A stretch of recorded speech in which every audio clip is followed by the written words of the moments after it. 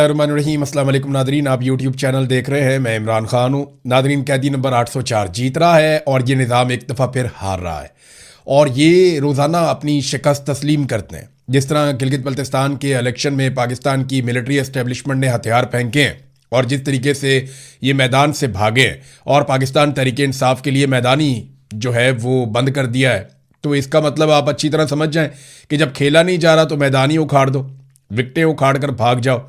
और अब तो अंपायर को साथ में लाकर खेलना भी मुश्किल हो गया है। कल एपिसोड हुआ जुनेद अकबर वाला।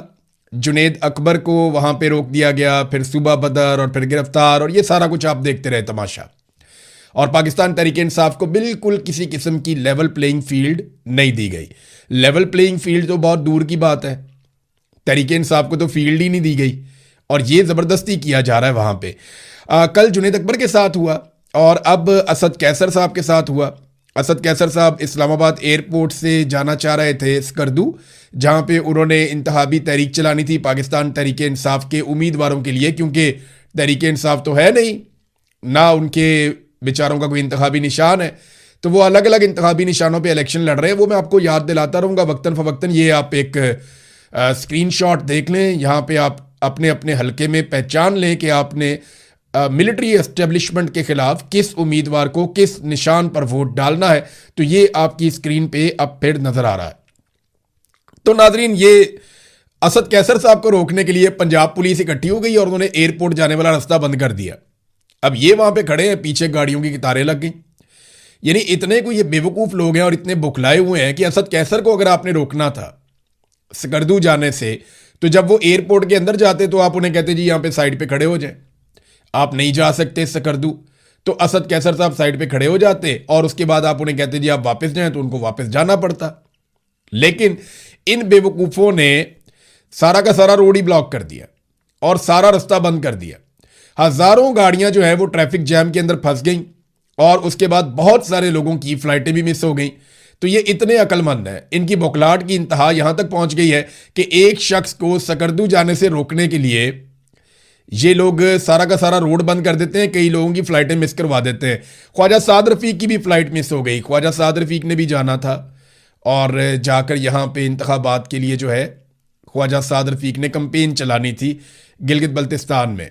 अब वो ख्वाजा साद रफ़ीक ने क्या कहा जरा ये भी आप सुने। ख्वाजा साद रफ़ीक ने कहा कि आज मुझे इंतखाबी मुहिम के ज़िमन में स्कर्दू जाना था। बर वक्त इस्लामाबाद एयरपोर्ट के बाहर पहुंचे तो देखा कि रावलपिंडी पुलिस ने एयरपोर्ट जाने वाली तमाम ट्रैफिक रोकी हुई है।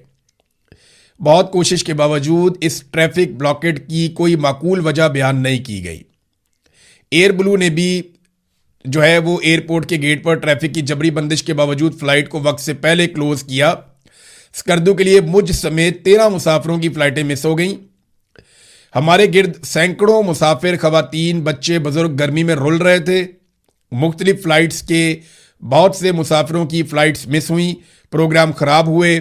घंटों की खज्जल खुआरी के बाद वापस लौट आए हैं। बेहिसी और नलायकी की भी कोई हद होती है। अज़राए करम दहशतगर्दी की इतला वाली कहानी सुनाने की कोशिश ना की जाए। नॉर्मली फिर इस तरह के मौके पे ये कहते हैं ना कि जनाब वो दहशतगर्दी का वाक़या होने वाला था, तो दहशतगर्दी के डर से, ताकि दहशतगर्दी से बचा जा सके, तो हमने स्पेशल इंतजाम किए थे, तो इतने लोगों की फ़्लाइटें मिस हो गई। पूरी दुनिया में नहीं होती हैं, पाकिस्तान में ही तमाशे होते हैं और वो भी पाकिस्तान की मिलिट्री एस्टेब्लिशमेंट करती है। अब ख्वाजा साद रफ़ीक भी नहीं जा सके, इन्होंने भी कंपेन चलानी थी जाके अपनी पॉलिटिकल पार्टी के लिए। रोकना था असद कैसर को, ख्वाजा साद रफ़ीक को भी रोक लिया। लेकिन ये जुनेद अकबर से, असद कैसर से ये इतना डरते हैं, तो आप सोचिए कि ये इमरान खान से कितना डरते होंगे, कितने खौफजदा होंगे कि ये इन लोगों को कंपेन नहीं करने दे रहे। तो इमरान खान, मैंने आपको पहले बताया कई मरतबा कि जब तक आसिम मुनीर साहब हैं और जब तक आसिम मुनीर साहब के साथ कोई इमरान खान साहब की डील नहीं होती, जब तक कि आसिम मुनीर साहब को इस बात का यकीन नहीं आ जाता कि वो किसी खतरे में नहीं रहेंगे इमरान खान की वजह से, तब तक इमरान खान को ये कभी नहीं छोड़ेंगे। याद रखिएगा, पाकिस्तान की मिलिट्री एस्टेब्लिशमेंट इमरान खान को अपने बारे में या अपने हवाले से सबसे बड़ा खतरा समझती है और वो इमरान खान को तब तक नहीं छोड़ेगी जब तक कि उनको मुसीबत नहीं पड़ जाएगी। ये अवाम इमरान खान को छुड़ाएगी। जब अवाम इनको जकड़ लेगी और इनसे कहेगी कि इमरान खान को छोड़ो, तो फिर आप देखेंगे कि अदालतों से इंसाफ भी मिलेगा, फिर इमरान खान साहब बाहर भी आएंगे। जब इनके ऊपर दबाव पड़ेगा, और दबाव पड़ने के 3-4 तरीके हैं। नंबर एक, इनकी मईशत के अंदर वो दुर्गत बन रही है कि ये पाकिस्तान को चलाने क्या घसीटने के काबिल भी नहीं रहे। पाकिस्तान की मईशत की इन्होंने मंजी ठोक दी है, कोई इनको पैसे भी नहीं दे रहा और अवाम के ऊपर बोझ बढ़ता चला जा रहा। एक दबाव इनके ऊपर ये आएगा बहुत शदीद। दूसरा दबाव, अवामी ताकत अगर बाहर आ जाती है और बड़े पैमाने पर लोग निकल कर इन्हें मजबूर कर देते हैं कि अब आप इमरान खान को छोड़ें, आप बेगुनाह उसे मजीद अंदर नहीं रख सकते बाकी कैदियों के साथ, तो वो एक दूसरी सिचुएशन है। तीसरी, आलमी सतह पे इस तरह के मुतालबात आसिम मुनीर के सामने आ रहे हैं जिनके ऊपर अमल दरामद वो कर नहीं पाएंगे। बड़ा सख्त रद्द-ए-अमल आएगा पूरी दुनिया से और पाकिस्तान से, तो उसके लिए उन्हें कुछ थोड़ा सा पॉलिटिकल कैपिटल चाहिए होगा और वो सिर्फ इस वक्त पाकिस्तान में इमरान खान के पास है। ये अलग अलग चीज़ें हैं और ये मैं आपको बता रहा हूँ, ये एक तज्जिया है, ये कोई खबर की बुनियाद पे मैं आपको नहीं कह रहा। तो ऑब्वियस है, ये नजर आता है, कॉमन सेंस की बात है कि आसिम मुनीर साहब को जितना खौफ है वो तो उनके एक्सटेंशन लेने में ही आपको दिखाई दे गया। आपको पता चल गया कि जनाब बहुत खौफजदा है, इन्होंने एक्सटेंशन ले ली 3 साल के बाद। ना सिर्फ इन्होंने एक्सटेंशन ली बल्कि इस्तिस्ना भी ले लिया, तो वो बहुत डरे हुए हैं। लिहाजा वो कभी भी इमरान खान को नहीं छोड़ेंगे जब तक कि उनको छुड़वाया नहीं जाएगा। असद कैसर साहब ने एक स्टेटमेंट जारी किया बाकी लोगों के साथ बैठकर, उन्होंने कहा जी मैं स्कर्दू जा रहा था जहां 7 जून को इंतखाबात हो रहे हैं, वहां हुकूमती वुज़रा पहले से मौजूद हैं। हालांकि वुज़रा इंतखाबी मुहिम नहीं चला सकते। मेरी सुबह 9:30 बजे फ्लाइट थी मगर एयरपोर्ट जाने वाली सड़क ब्लॉक कर दी गई। डीएसपी समेत पुलिस की भारी नफरी मुझे रोकने के लिए तैनात थी। सबसे पहला सवाल यह है कि पंजाब पुलिस कैसे मुझे गिलगित बल्तिस्तान जाने से रोक सकती है। पंजाब पुलिस ने इंतहाई गैर इखलाकी हरकत की है। मैं साबिक स्पीकर कौमी असम्बली और मौजूदा रुकन असम्बली हूं, जबकि ये एक वफाकी मामला है। बिलावल भुट्टो भी वहां गए, वजीर आजम ने भी वहां जाकर ऐलानात किए और पीपल्स पार्टी और नून लीग की पूरी फौजे जफर मौज वहां बैठी हुई है, मगर पीटीआई के साथ इम्तियाजी सलूक किया जा रहा है। हमारे सूबाई सदर जुनेद अकबर को सूबा बदर किया गया। ये किस किस्म का नक्शा पेश किया जा रहा है? ये असद कैसर साहब ने एक स्टेटमेंट जारी किया और पाकिस्तान तहरीक इंसाफ खैबर पख्तूनख्वा ने इसको छापा भी है। एक लेटर भी लिखा सुहेल अफरीदी साहब ने। वैसे इन चीज़ों से फ़र्क कोई नहीं पड़ेगा, एस्टेब्लिशमेंट ने अपना फैसला किया हुआ है और उन्हें हुक्म आया हुआ है। देखिए, मुझे ना एक दिन एक सीनियर फौजी ऑफिसर ने यह बात बताई थी। उसने मुझे कहा था कि हमारे यहाँ ऐसा नहीं होता कि हम पॉसिबिलिटीज़ देखते हैं कि ये काम कैसे होगा। उसने कहा हमें ऑर्डर आता है और फिर हम पॉसिबिलिटी बनाते हैं कि ये काम हमने कैसे करना है। इसको ज़रा आप समझ लें कि ऐसा नहीं होगा कि देखो वहाँ पे क्या हो सकता है, ये नहीं। ऑर्डर आता है आर्मी चीफ की तरफ से ये कि ये काम करना है और उसके बाद फिर वो हालात को उसके मुताबिक मोड़ना शुरू करते हैं। तो हर हाल में उन्हें वो काम करना पड़ता है। अक्सर मैंने जर्नलिस्टों के मुंह से सुना है कि हमें बताया जाता है चीफ इज चीफ, कि जनाब चीफ ही चीफ है, वो जो कहता है बस वही हमें करना पड़ता है, वो जो लिख दे बस वही है, जो वो कह दे अपनी ज़बान से वही हमें करना होता है। और इसको अगर डिक्टेटरशिप नहीं कहेंगे तो और क्या कहेंगे? पाकिस्तान में तो ऐसे ही होता है। बहरहाल सुहेल अफरीदी ने खत लिखा, गिलगित बल्तिस्तान के इंतखाबात में शफाफियत के लिए chief justice supreme appellate court Gilgit Baltistan, इन्हें खत अरसाल किया गया। सुहेल अफरीदी ने तशवीशनाक सूरत हाल पर सुप्रीम कोर्ट के एपेलेट कोर्ट गिलगित बल्तिस्तान के चीफ जस्टिस को खत अरसाल करते हुए फौरी अदालती मुदाखलत की दरख्वास्त की है। उन्होंने कहा कि गिलगित बल्तिस्तान में इंतखाबी माहौल के बारे में मौसूल होने वाली इतलात इंतहाई तशवीशनाक हैं, जहां एक सियासी जमात को इंतखाबी सरगर्मियों, अवामी इज्तमाआत, इंतखाबी मुहिम और पार्टी क़यादत और कारकुनान की नकलो हरकत में गैर ज़रूरी रुकावटों का सामना है। उन्होंने निशानदेही की कि सियासी कारकुनों को हरासा करने, गैर कानूनी गिरफ्तार करने और सियासी सरगर्मियों में रुकावट डालने की इतलात सामने आ रही हैं, जो अगर ना रोकी गई तो इंतखाबी अमल के साथ उसकी साख और शफाफियत को शदीद नुकसान पहुंचेगा। पाकिस्तान का आइन हर सियासी जमात और शहरी को आज़ादाना, मुनसिफाना, शफाफ और गैर जानिबदाराना इंतखाबात में हिस्सा लेने का बुनियादी हक देता है। वज़ीर आला ने जनाब कुछ गुजारिशात भी की हैं कि इंतखाबात के आज़ाद, मुनसिफाना, शफाफ और गैर जानिबदाराना इनेकाद को यकीनी बनाने के लिए मुतल्लिका इदारों को वाज़ेह हदायत अदालत की जानिब से जारी की जाए। गैर कानूनी तौर पे हरासा करना, गिरफ्तारियां करना और पाबंदियां जो लगाई गई हैं वो फौरी तौर पे उन्हें रोका जाए। तमाम सियासी जमातों को एक जैसा मौका फराहम किया जाए। इंतखाबी अमल के दौरान आइनी और जमहूरी हकूक की किसी भी खिलाफ वर्जी के खिलाफ फौरी और मौसर कार्रवाई की जाए। अदालत से अपील की कि वो अपने आइनी इख्तियारात इस्तेमाल करते हुए कानून की हुक्मरानी, जमहूरी इक़दार के तहफ़्फ़ुज़ और अवाम के इंतखाबी अमल पर एतमाद को यकीनी बनाने के लिए ज़रूरी अहकाम जारी करें। अच्छा, एक चीज़ और करनी चाहिए, एक और भी चीज़ है वो होनी चाहिए। पाकिस्तान तहरीक इंसाफ के हमायत याफ्ता जितने भी उम्मीदवार वहाँ पे इलेक्शन लड़ रहे हैं, और जितनों को मजीद वो अपने साथ मिला सकते हैं, इन सबको एक मुश्तरका तौर पे खत लिखना चाहिए इसी चीफ जस्टिस को एपेलेट कोर्ट के, और इसको रिकॉर्ड पे रखना चाहिए कि हमें ना कंपेन चलाने दी जा रही है, ना हमारी क़यादत को यहां पे आकर जलसे जुलूस करने की इजाज़त दी जा रही है, हमारे रास्ते रोके जा रहे हैं, हमारे वोटों को दूर दूर के इलाकों में ट्रांसफ़र किया जा रहा है और मिलिट्री एस्टेब्लिशमेंट इसके अंदर बेजा मुदाखलत कर रही है इलेक्शन में। इसको रिकॉर्ड के ऊपर ज़रूर रख लें। ये आज या कल के दिन के अंदर पाकिस्तान तहरीक इंसाफ के हमायत याफ्ता तमाम उम्मीदवारों को, जो बाकी उम्मीदवार हैं जिन मजीद के साथ भी ज्यादती हो रही है ना, यानी वो तो जीतने की दौड़ में तो नहीं है, बहुत सारे उम्मीदवार होंगे बीच में, तो उनको भी साथ शामिल करें और उनको भी लेटर लिखवा के जाके कोर्ट को देकर आए। ये जब इस तरह के लेटर्स लिखेंगे ना, और एक पटिशन बेशक डाल दें ताकि ये रिकॉर्ड का हिस्सा रहे और कल को ये चीजें काम आएंगी। काजी फायद साहब को याद है वो क्या कहता था? वो कहता था जनाब जब ये हो रहा था तब आप क्यों नहीं आए, वो सारे नस्से बचे हुए थे बेचारे, कहां से आते?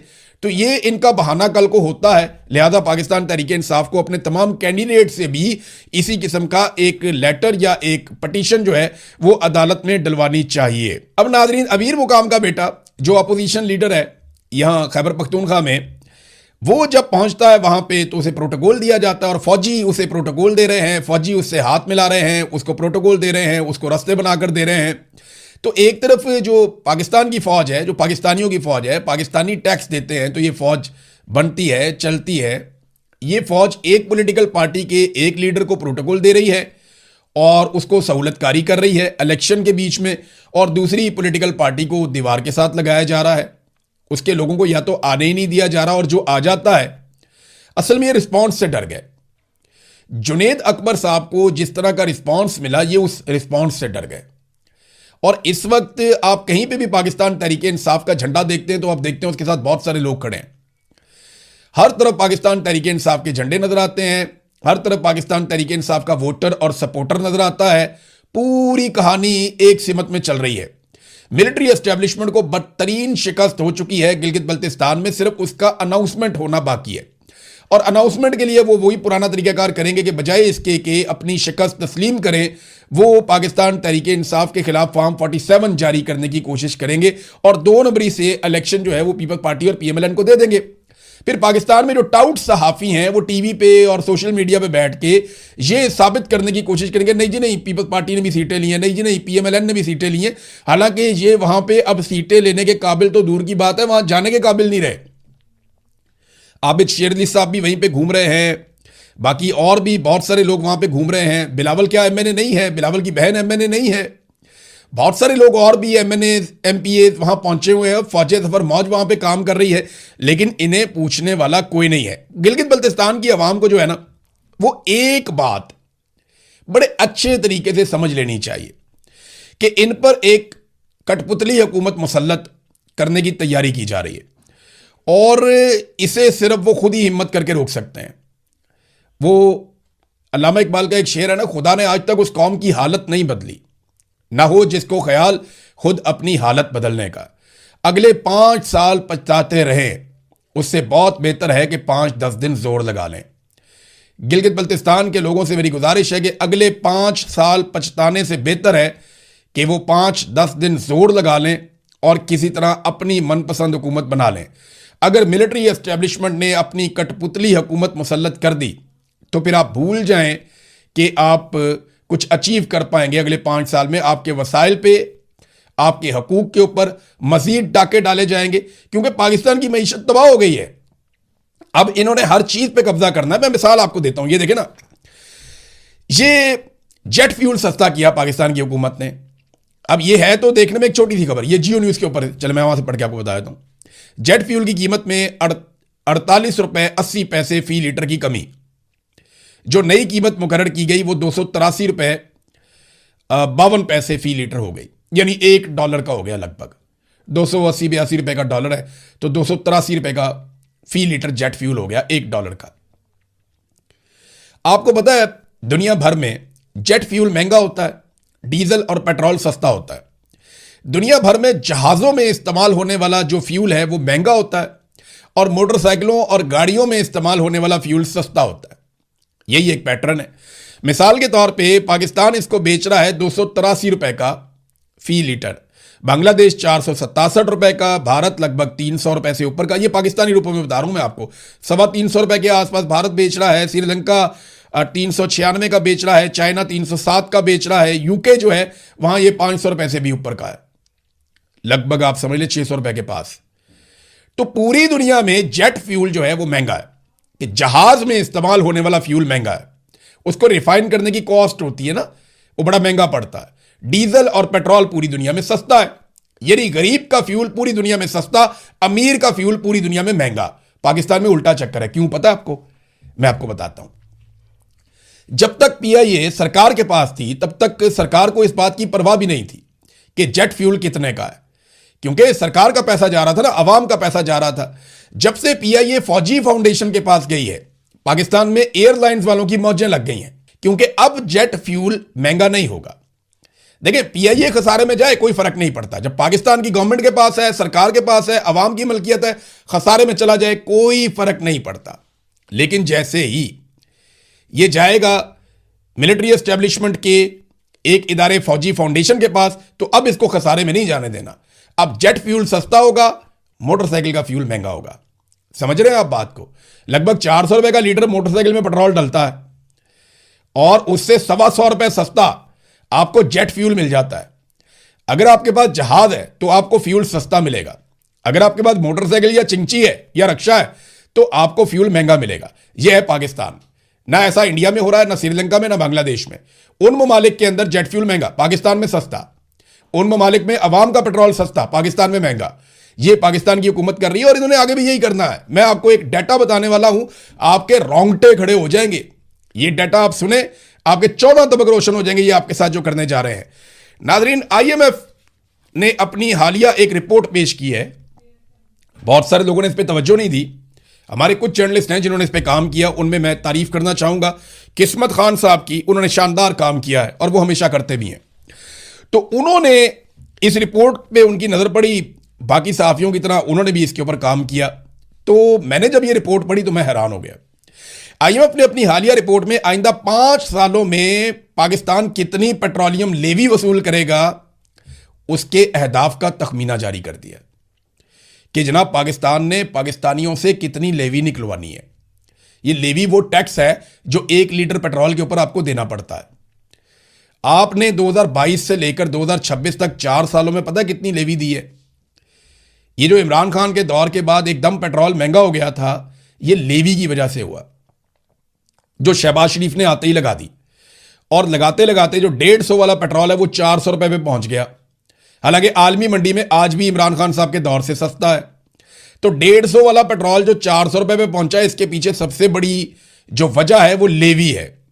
और इन 4 सालों में जो लेवी वसूल की गई है पाकिस्तानियों से वो है 4,365 अरब। 4,365 अरब की लेवी वसूल की गई 4 सालों में। अगले 5 सालों में जो आईएमएफ ने हदफ दिया है उसमें लेवी पता है कितनी है जो इन्होंने 5 सालों में वसूल करनी है? वो है 10,780 अरब, दुगनी। यानी जितनी लेवी आपने पिछले 4 सालों में दी है, इससे डबल से ज्यादा लेवी आपने अगले 5 सालों में देनी है। यानी जितना महंगा पेट्रोल आप आज खरीद रहे हैं, इससे दुगनी कीमत पे पेट्रोल आपको आने वाले वक्त में खरीदना पड़ेगा। और अगर ये डाटा ऐसे ही है, क्योंकि ये आईएमएफ की रिपोर्ट के अंदर आ गया है, इसके ऊपर यूं ही अमल दरामद होता है, तो मेरी बात याद रखिएगा, आपको पेट्रोल 450-500 रुपए लीटर खरीदना पड़ेगा। क्योंकि जेट फ्यूल तो इन्होंने महंगा करना नहीं है, आम आदमी का पेट्रोल महंगा करना है। और आईएमएफ को एक बात समझ आ गई बड़े अच्छे से। आईएमएफ को यह पता चल गया है कि यह मईशत चलाने के काबिल नहीं है। आसिम मुनीर साहब की पॉलिसीज के साथ मईशत नहीं चल सकती, क्योंकि वहां पे सियासी इस्तेहकाम नहीं है। पाकिस्तान के अंदर जुल्म है, जबर है, अदलिया के ऊपर जैसा कंट्रोल है, मीडिया के ऊपर जैसा कंट्रोल है, जो कुछ पाकिस्तान में इन्होंने किया है, ऐसी सूरत हाल में कोई सरमायाकारी लेकर पाकिस्तान में आने वाला नहीं है। उधार पैसा आपको थोड़ा बहुत मिल जाता है।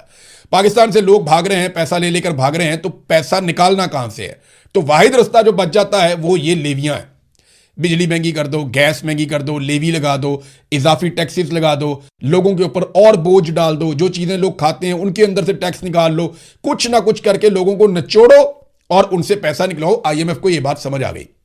आईएमएफ यह बात समझ गया कि यहां पे कारोबारी लोगों से टैक्स नहीं लिया जा सकता। आईएमएफ ये बात समझ गया कि माफियाज को यहां पे हाथ नहीं लगाया जा सकता, तो आईएमएफ अपना पैसा कैसे पूरा करेगा? वो पैसा पूरा करेगा किसी ना किसी तरह की लेवी से, किसी ना किसी तरह के टैक्स से, किसी ना किसी तरह के आवाम का खून नचोड़ने से। और अब वो खून नचोड़ने का सिलसिला शुरू हो चुका है। ये बाकायदा एक एक साल का डाटा लिखा है।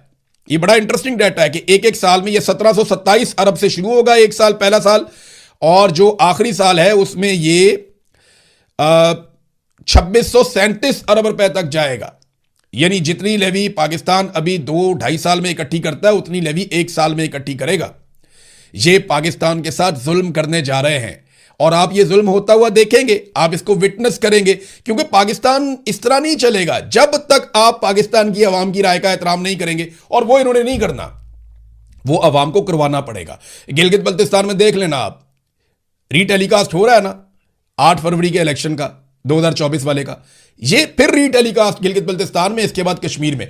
कश्मीर भी वार्निंग दे रहे हैं, अगले वीलॉग में बात करते हैं। लेकिन एक चीज मैं बताऊं जाते जाते, आपने घबराना नहीं है, डरना नहीं है। इनकी मंजी ठुकी हुई है। जितने आप परेशान हैं, आपसे ज्यादा ये परेशान है। और मैं आपको ये बता रहा हूं कि जिस दिन आपने फैसला कर लिया पूरे पाकिस्तान ने कि उन्होंने फैसला अपने हाथ में लेना है, इनकी कोई औकात नहीं है कि ये आपके सामने ज्यादा देर तक टिक पाए। ये मैं आपको गारंटीड कह रहा हूं। तो ये तब तक आपने मार खानी है जब तक आपका मूड है। अब तक के लिए इतनी, अपना ख्याल रखिएगा, अपने चैनल का भी। अल्लाह हाफिज।